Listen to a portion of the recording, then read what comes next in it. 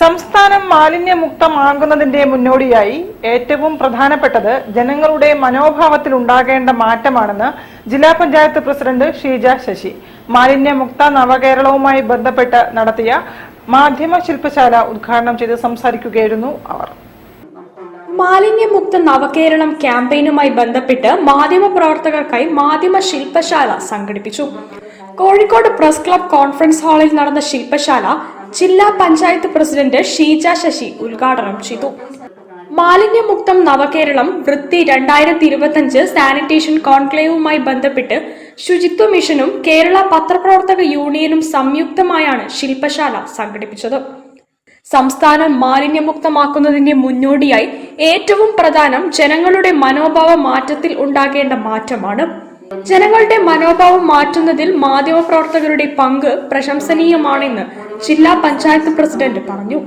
ശാസ്ത്രീയമായിട്ടുള്ള സംസ്കരണം, തീർച്ചയായിട്ടും ശാസ്ത്രീയമായ സംസ്കരണത്തിലേക്ക് നമ്മൾ പോകുമ്പോൾ നമുക്ക് പല പ്രയാസങ്ങളും ഉണ്ടായിരിക്കുന്നത് പലപ്പോഴും നമ്മുടെ ശാസ്ത്രീയ സംസ്കരണം നടത്തുന്നതിന് വേണ്ടി നമുക്ക് പല സ്ഥലങ്ങളിലും സ്ഥലം ലഭ്യമാവുക എന്നുള്ളതാണ് ഏറ്റവും പ്രധാനപ്പെട്ടത്.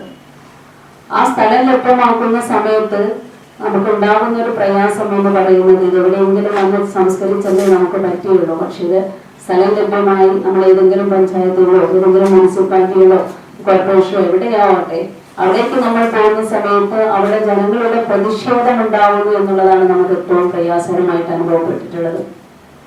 ആ പ്രയാസകരമായ അവസ്ഥയെ നമുക്ക് തരണം ചെയ്ത് പോകണമെങ്കിൽ തീർച്ചയായിട്ടും ഇന്നത്തെ ഒരു കാലഘട്ടത്തിൽ നമ്മൾ മാധ്യമങ്ങളെ ആശ്രയിച്ച് തന്നെ ഏറ്റവും പ്രധാനപ്പെട്ട ആളുകൾ വിഷയം കാണുകയും ചർച്ച ചെയ്യപ്പെടുകയും ചെയ്യുന്നത്. KUWJ ജില്ലാ പ്രസിഡന്റ് EP മുഹമ്മദ് അധ്യക്ഷത വഹിച്ചു.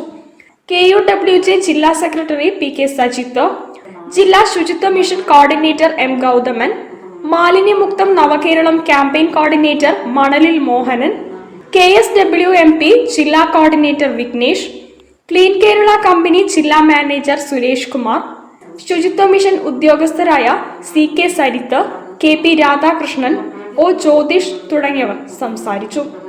തുടർന്ന് മാധ്യമപ്രവർത്തകർ നിർദ്ദേശങ്ങൾ പങ്കുവച്ചു. News bureau, Kozhikode. എയ്ഡഡ് അധ്യാപകരുടെ നിയമനവുമായി ബന്ധപ്പെട്ടുള്ള സുപ്രീം